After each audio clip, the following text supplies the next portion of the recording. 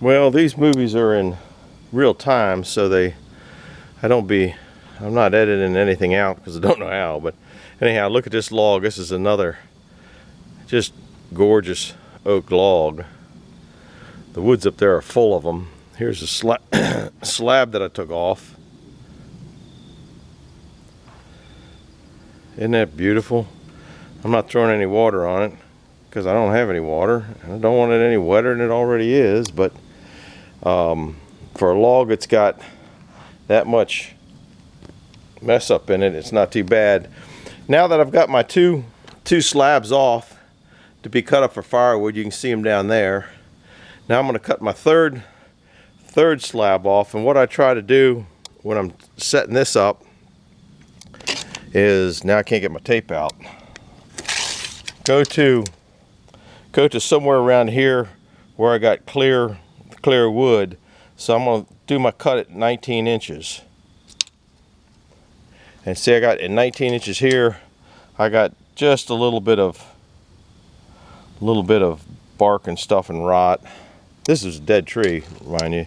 Here at 19, I'm all in clear there. But that board then will probably have to be trimmed just a little bit. The first one's going to be slab, the second one's going to have a little bit of trim on it. And then I'll take it down to where I start getting into the rot and then flip it. So I'm going to set you guys back up, start the motor, make noise, and real time again. I'll have to pull the slab off and put it up on here. I try to get the 4 slabs. As big as this one is, I might cut it up at 3 slabs. We'll just have to see how it goes. Everyone's different. Every log is different. I don't know how to explain that, but generally that's how I like to saw them. I'm still having trouble with this. There it goes. I think you can catch a little bit of the sawdust going out the thing. There was a lot of sawdust going out when I was in that full cut. All right, put your ears on. Here we go.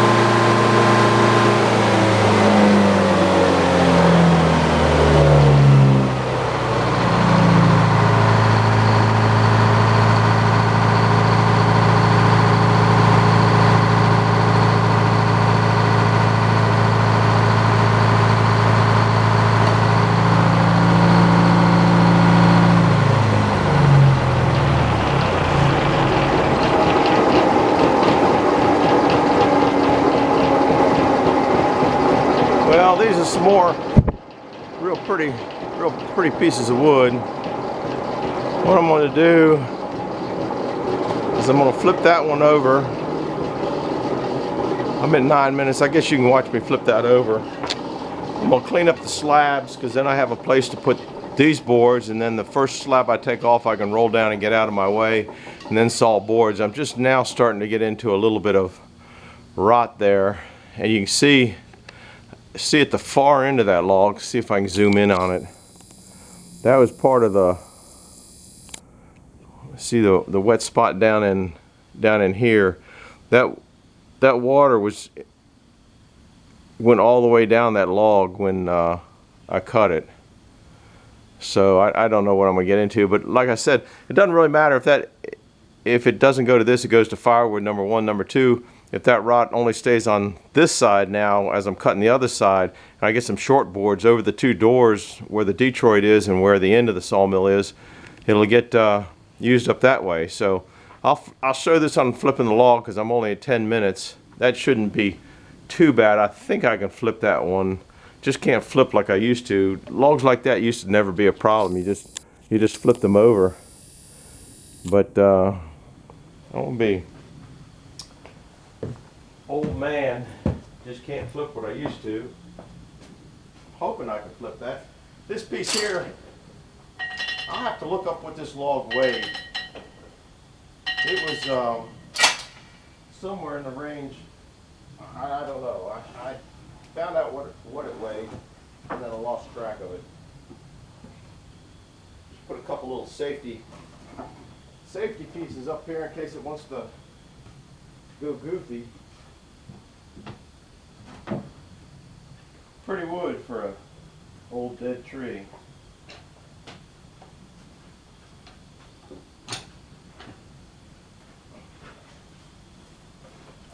Oh, that wasn't bad at all.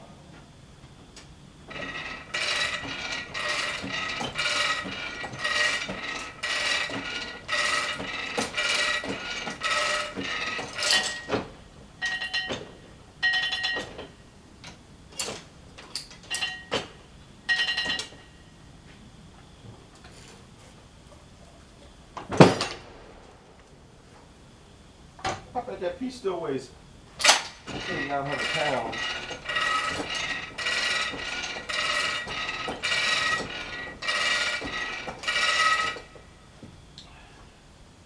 Once again, I'll measure into the, I got 8 inches to the sapwood.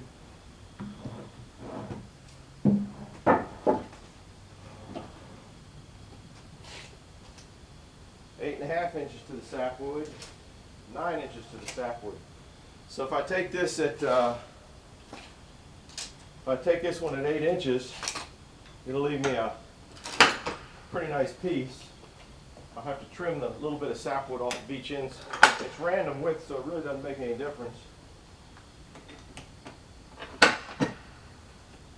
So I'm gonna come back. I'll start it now. I'll be at 8 inches.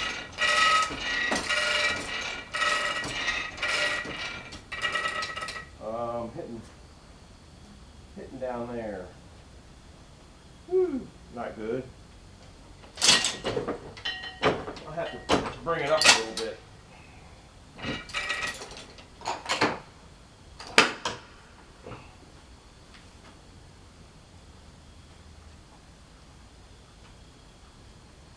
I'll bring it up. Huh, I guess that's higher than the thing. Oh well. Now I'm going to cut up the wood, get ready to go, and then I'll make a movie when I finish slabbing that off, and we'll see what we find inside that piece of wood. Over and out for right now.